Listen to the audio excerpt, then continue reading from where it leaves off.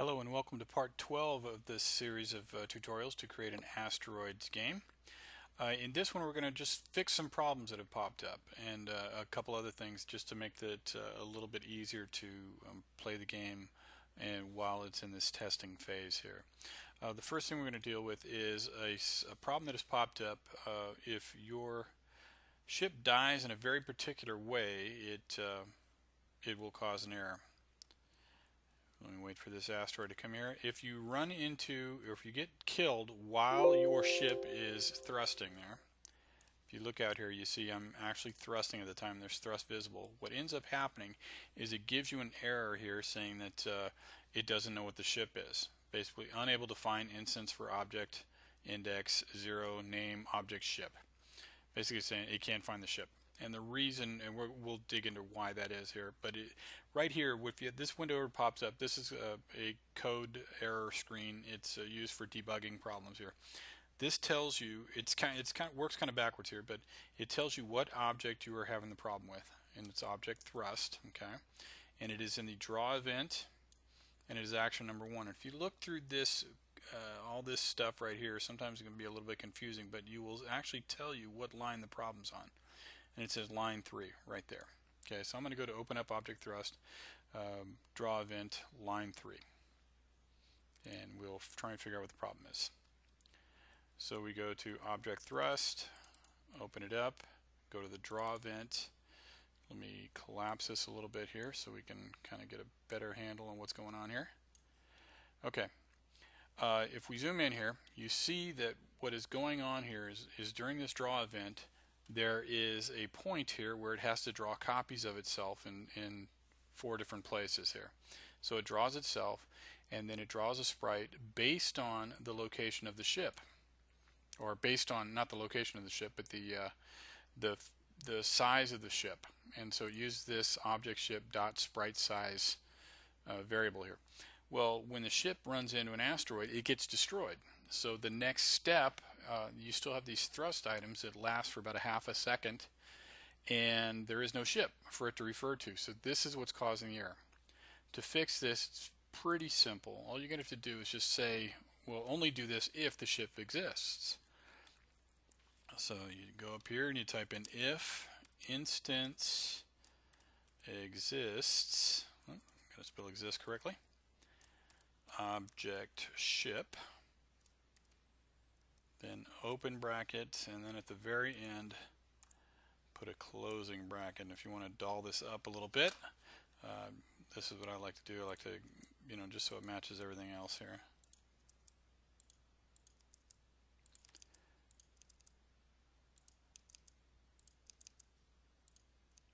Just so it matches all of our other coding. So now this will only run if the ship exists. So let's test it and make sure that we still don't have that problem.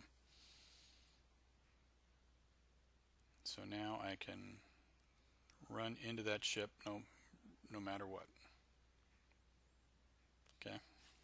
Okay.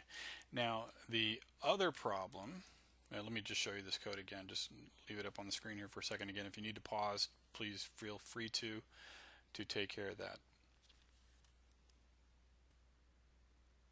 Okay, the next issue I want to deal with has to do with after you die, what happens. So I'm going to go ahead and run into this asteroid.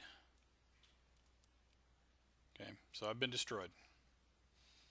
And we just sit here and we'll watch that asteroid spin again and again and again until you actually shut down the game. But it would be nice if we had some kind of mechanism that the game would automatically restart when our player died. And also we can add a function in here so that we can restart the game at any time. So if there's some kind of error or something we just want to keep testing, we don't have to shut the game down again and start it back up. Okay, so we'll do that. We'll do the auto restart first. So let me close all of this, and what we're going to do is we're basically, when our ship gets destroyed, we're going to set an alarm on our controller. And then what's going to happen is after that alarm goes off, then the game will restart. So first thing I'm going to do is I'm going to go to the controller object right here, and I'm going to I'm not going to set an alarm here. We did this before. See with this spawn enemy ships. See how we set an alarm right here, alarm 0. We're not going to set one. The alarm's actually going to be set when the ship is destroyed. So, but we need an alarm event. So I'm going to let me just go ahead and add it here. Go add event, and we've already got alarm 0, so we can't use that again. We've got to use alarm 1 this time. And what we want to do is simply just have it restart the game when this alarm goes off. Maximize this out of here. So I'm going to go put my coding here. Restart game. And the code to restart the game is surprisingly game underscore restart, and then open and close parenthesis like that. Okay, so that's all it takes to do that. Now we have to now get this alarm to get set. Again, we're going to do that in the ship. When that ship is destroyed, we want to set that alarm. So I'm going to go over to the ship here, and I'm going to go to the destroy event right here. And I'm just going to add a line of code here that is going to get that alarm going. Now you can put it anywhere in here. I'm just going to put it at the end here.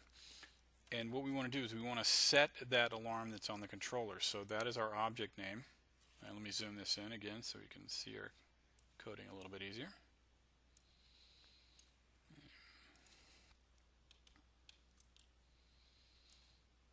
So right here, we're just going to go object. Actually, I shouldn't have collapsed this. That way you can see the name.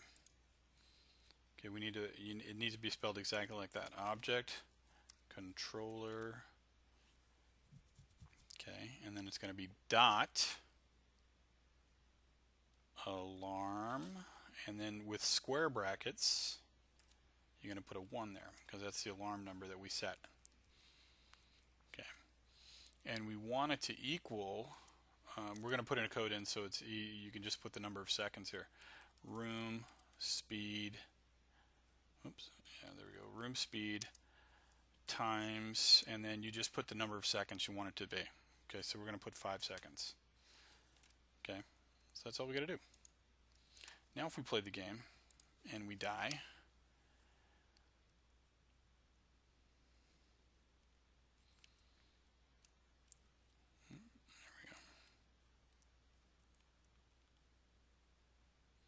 now we count 1, 2, 3, 4. Oh, I started too soon there.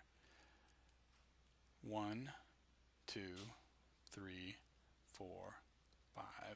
There we go. So that's that restart. Okay, so now the game will restart automatically when we go. Now it would be nice to have something where if we just pressed a button, we could just restart the game. So we're going to do that too. We're going to put that in the object controller. Okay, and we are going to, well, we've already got restart game right there, so we could do a whole new event, or we can just copy this event.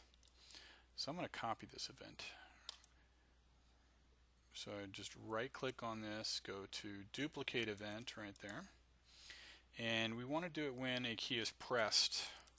We don't want to be able to hold down a key and just have this happen again and again and again. So we're going to use this key pressed, letters, and I'm going to use R, just R for reset or restart. So now, here we go. When I press key press R here, you'll see that the game restarts.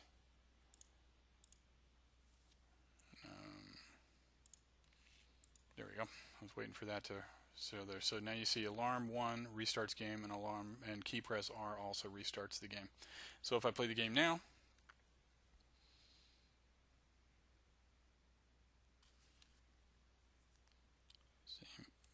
so I can shoot a couple asteroids here, break them up a little bit. Then if I hit the R key, the game just restarts. See, if I just keep hitting R, it just restarts. My ship's in a different position, asteroid's in a different position. So, alright. So that's it for this video. In the next video, we're going to actually get it so that your score will now display.